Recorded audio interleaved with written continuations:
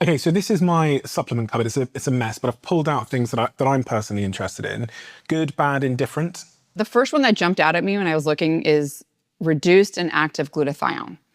This is something that I think people should be aware of. There's marketing involved here. Glutathione is it's a major antioxidant. We make it in our body, we make it in our brain. What does it do, sorry? So it's a very important antioxidant. It helps negate oxidation, which is causing brain aging. It's negating oxidation, which is aging yourself, right? Mm-hmm. People want to supplement with it because they've heard about glutathione and how beneficial it is and how it's a great antioxidant. The problem is because our body makes it inside of our cells, we don't have a transporter to get glutathione from the outside of our cells, like if we eat it and if it makes it through our digestion, which it really doesn't, into our cells. And so this kind of glutathione isn't going to make it inside of your cells. So this is just a waste of time. It is. You're going to want to get something called liposomal glutathione. Liposomal glutathione has been shown to get inside because liposomes, it's essentially taking the glutathione molecule and encapsulating it in something that's going to fuse with your cell. Liposomal products in general have a higher bioavailability for that reason. So let me repeat that back to you so I got it. So if it's liposomal, it's basically in a packet which can get through into the cell. Mm-hmm. If it's not, this one is reduced and active, then it's never going to get in the cell, so it's a waste of time. It's just going to be excreted. Yeah, I would say that it's really not doing much, and that if you're going to want to supplement with liposomal glutathione, that's what I have. What about this, vitamin D3? I've always been confused because people say take vitamin D, but then this one says D3. Right. D3 is the form of vitamin D that you make when you're in the sun. That's the major way we make vitamin D is from sun exposure. There is a plant form of vitamin D called vitamin D2. It's found in things like mushrooms, for example. The problem is that there have been studies showing that vitamin D2, which is unfortunately what a lot of vegetarians take because they want a vegetarian form, vitamin D3 is also found in like sheepskin because the sheep are making it in their skin when they're exposed to sunlight. Vitamin D2 is not as effective as vitamin D3. If you are a vegetarian or a vegan, you're going to want to look for vitamin D3 from lichen. Lichen is that like green stuff that you can find on trees and stuff. That also makes vitamin D3. And so it's a much better option than getting the vitamin D2, which is what a lot of vegetarians do. So there's actually a recent study showing that people that are vitamin D deficient, so they're not getting enough vitamin D3 because we don't go out in the sun anymore, they have accelerated aging. And if they supplement, this is a very large study, by the way, if they supplemented with vitamin D3, they slowed their biological aging by almost 2 years. That didn't happen in people that were not vitamin D deficient from the start. So it's not like a vitamin D3 supplement is going to do something miraculous if you already have enough vitamin D. The point is to avoid deficiency. And so someone like yourself that probably doesn't go outside a lot, but also when you go outside, but you have darker skin. So melanin is a natural sunscreen. And so people with more melanin have to spend a lot more time in the sun. And so that is something to consider as well. Well, I can always just take my multivitamin. Right, multivitamin. I think I might have talked about one study last episode, where men and women that were older adults, they were 65 years and older, they took 1 Centrum Silver a day. And I'm not advocating for Centrum Silver. I'm just saying that was involved in this study. And after 3 years, they had reversed their brain aging, global brain aging by 2.1 years. And they reversed their episodic brain aging by almost 5 years. So episodic memory is the kind of memory involved in remembering events and people and things like that. As you get older, that stuff doesn't come as quick, right? So it delayed that aging by 5 years. Well, the same study also just recently published, literally like a couple of weeks ago. Again, part of this large study, it's called the Cosmos study. They looked at the multivitamin use and biological aging, epigenetic aging, and they found that the Centrum Silver multivitamin also slowed biological aging, epigenetic aging by a few months. And this was only after 2 years. And you might go, oh, a few months. But that was after 2 years, and that trial was 2 years long. So if you add two years, and then you add another 2 years, and then you're talking about 20, talking about 30, talking about 50 years, that is slowing aging the entire time. It adds up, it's cumulative. And it's one of the easiest things that someone can do to basically, make sure that they're aging better. There's things that are harder to do, but that to me is such a low-hanging fruit. It's easy. What is it about this? What is in here that's making a male multivitamin have such profound effects? If you look at the back at the supplement facts, there's a lot of vitamins and minerals, things like vitamin C, vitamin D3, vitamin E, vitamin K, niacin, the B vitamins, folate. You have things like selenium, there's essential elements. These are all things that we need to run everything in our body, all of our metabolism, our neurotransmitter synthesis, our immune system, our liver, all these are cofactors that are really important for all those things. And you don't realize how important they are until time goes on and things start to fall apart. It's basically filling the gaps because we're supposed to get these things from our foods. We're supposed to be getting all these vitamins and minerals from our foods, from our water. And it's just not happening for many reasons. One, our soils are depleted. The organophosphates like glyphosate is depleting our minerals. And so the foods that are being grown in the soil aren't getting their minerals that they're supposed to. And then the second problem is we're not eating the right foods because we're eating takeout. We're eating foods that are not micronutrient dense, things like dark leafy greens. We're not eating the colors of the rainbow. And those are really important for vitamins and minerals. So I've got two questions there. Is there a multivitamin that I could take that is not good for me? Because when I go to the shops, there's so many different types these days, and I don't know which one's good, bad, or how to tell the difference. And so honestly, sometimes I just go based on the most expensive because I assume the most expensive is the best quality. Yeah. So, the problem with supplements is they're not regulated. I mean, not that I necessarily want them, but it is a problem because supplement companies can kind of put whatever they want in the supplements. They don't necessarily have the amount of active ingredient that they say, or they can either have too little or too much. And so that is the problem with— Too much? Yeah. So for example, some vitamin D3 supplements and some melatonin supplements have in some cases, 1,000 to 10,000 fold more. And it was a really big problem with melatonin because melatonin is that hormone that you make to help you fall asleep. And there was excessive amounts in them. So it's not regulated, so that you really don't know the amount you're getting. So I would say, number one, go to a trusted brand that is third-party testing. There's so much third-party testing now. Consumer Lab does it. You can, look up what they've tested. But for a man, I would say the thing that's essential here is you don't want to get iron. You don't want supplemental iron. Well, someone told me to start drinking these iron drinks. Were you iron deficient? No. Okay. I was just sick one time and they said this would really help. So this wasn't a scientist. Yeah. This was just a friend. Most men do not need to supplement with iron unless they have, a problem with iron and they're anemic, for example. Iron can be very bad. I mean, if you're supplementing with iron, it's very reactive and it causes oxidative stress easily. It's called free iron. The free iron reacts with other things, with your DNA, your cells. And so most men do not need to supplement. In fact, even, something called hemochromatosis, where you have too much iron already. And if you have those genes, it's actually quite common. Then you're really talking about iron overload. So you really do not need to supplement with iron. Women? Premenopausal women are different because premenopausal women do lose a lot of iron from menstruation when they're menstruating. And so I would say about 16% of menstruating women are iron deficient. And then if you add exercise on top of that, a lot of endurance exercise, you can get lysis of your red blood cells. And so you do need iron for your red blood cells.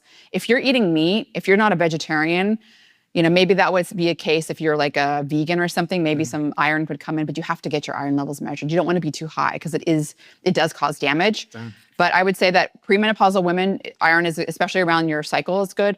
Postmenopausal women, once you hit menopause, you kind of shift to what a man needs. You don't need the iron again. So it's very much just premenopausal women that need iron. That's so funny. I've been drinking these.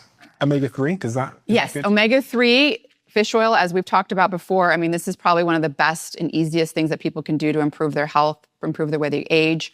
Omega-3 fatty acids, 90% of the US population is not getting enough of them, 80% globally. Everyone, nobody's getting enough omega-3 fatty acids, particularly from seafood. So the EPA and DHA from fish oil are probably the best forms. We talked about studies. If you have a high omega-3 index, you have a 5-year increased life expectancy compared to low omega-3 index. If you're a smoker and you have a high omega-3 index, then you're going to live as long as a non-smoker with a low omega-3 index, right? I mean, so the low omega-3 index is like smoking. Basically, you have a 66% lower chance of getting Alzheimer's disease with a high omega-3 index. And even more recently, there were studies showing that omega-3 slows epigenetic aging. And this is not just in deficiency, I guess because everyone's deficient, maybe that's why.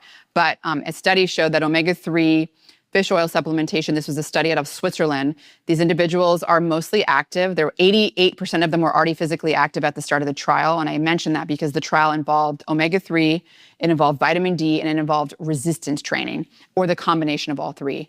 And only the omega-3 was able to slow epigenetic aging, biological aging, because for one, they were already physically active, so adding resistance training on top of their baseline didn't do much, and they were vitamin D sufficient. So the omega-3 was able to slow epigenetic aging. The combination of all three slowed it by 4 months. This was just after 1 year. So slowed it by 4 months. And if you imagine that, it doesn't sound like a lot. Again, it's compounding, but also within that study, they looked at real world outcomes. So that also correlated with, they had a 60% less likely chance of being pre-frail, so pre-frailty, right? They also were less likely to get cancer as well. So, I mean, it's really kind of translating to these health outcomes that we think of, and all you need to do is supplement with about 1.6 to 2 grams a day of omega-3 to get a good omega-3 index. But I will mention one thing, Stephen. It's at room temperature. I don't think that's a great idea because fish oil is a polyunsaturated fatty acid. It is prone to oxidation. So you want to put it in a low temperature environment. I keep all my fish oil frozen. And then when I'm ready to use it, I put it in the fridge. So like I have a store of it, I have a stock of it I buy, and then it's in the freezer, and then I put it in the fridge with the bottle that I'm using from. And freezing it does nothing, it's fine.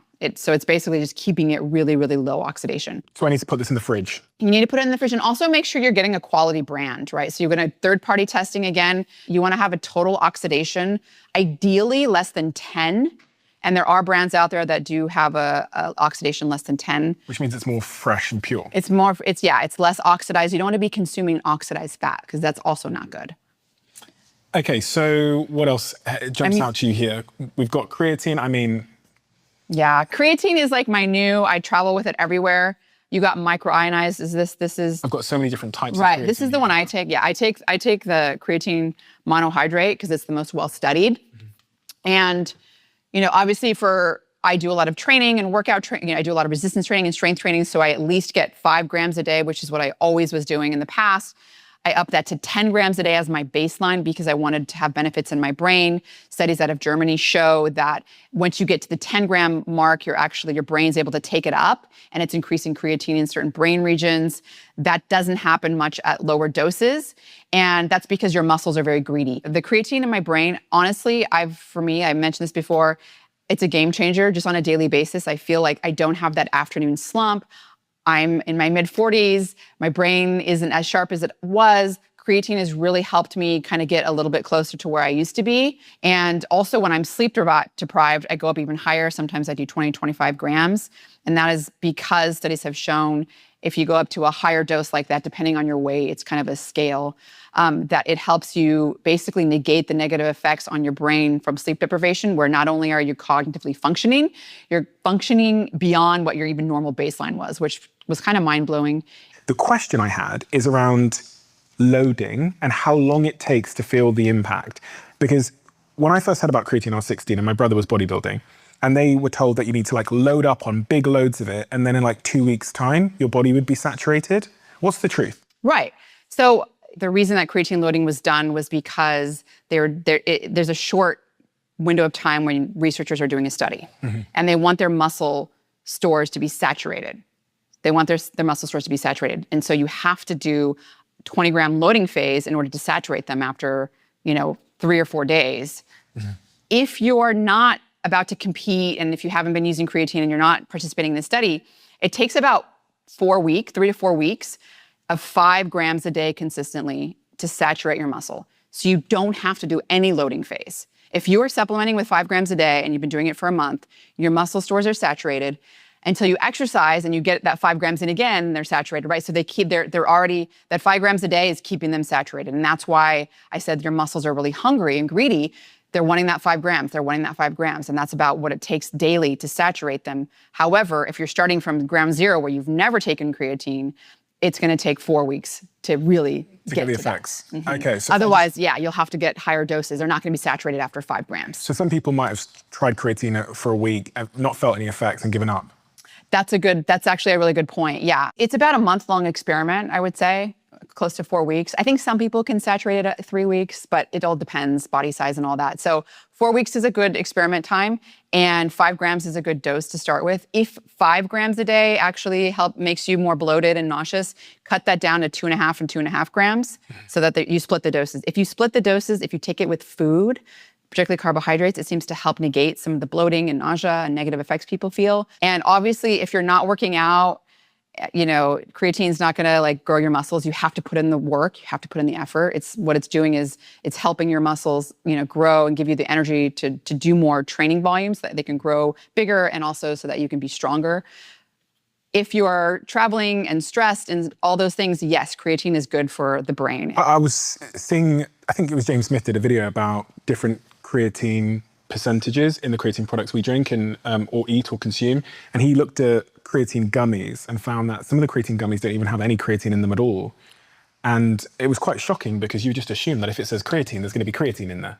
This goes back to the whole problem where supplements are not regulated, and so you never really know what you're getting, and you have to have third-party testing and go to a quality brand. Gummies in general, so there was a study that was published not long ago. It was a consumer study that was done where people went and got a lot of different creatine gummies off the shelf and then measured how much creatine was in them, and essentially almost all of them had none. And I've talked to some supplement manufacturers, and their statement was, it's really hard to get active ingredients in gummy, in general, not even just creatine, in general. But the other thing I did want to mention with creatine is that you do want to make sure it's NSF certified. That's a really important thing because there are contaminants that are even produced in the processing of creatine and creatine monohydrate.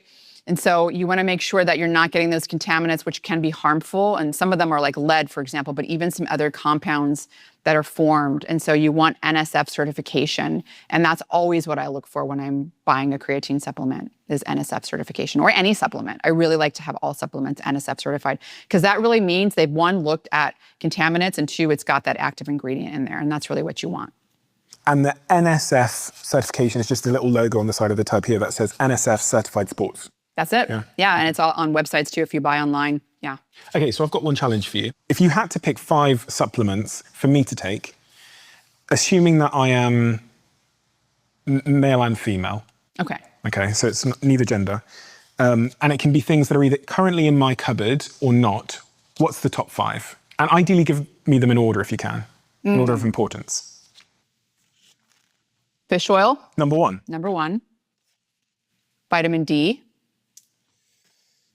Multivitamin. All 3 very, very strong evidence that you're going to slow aging, you're going to improve your brain function, lower disease risk, live longer. And creatine's going to be there. So that's 1, 2, 3, 4. And then the last one is magnesium. Magnesium would be, it might be number 4 and creatine number 5, actually. Really? Yeah.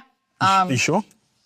What is magnesium doing for me? Magnesium is it's important for 300 different enzymes in your body. It's important to repair damage to your DNA that's being done all the time. It's being done from the iron that you're taking.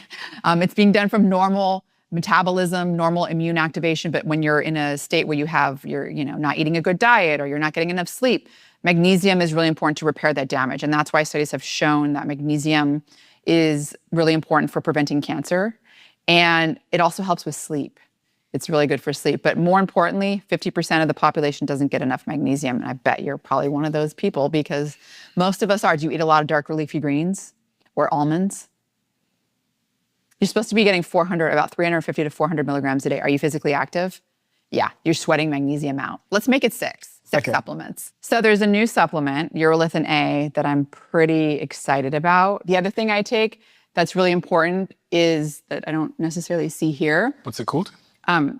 So curcumin. Well, those supplements you've mentioned, the first one, which I can't say, and the second one, curcumin, we have on the table in the studio. So let's go back into the studio and we'll pick up from there.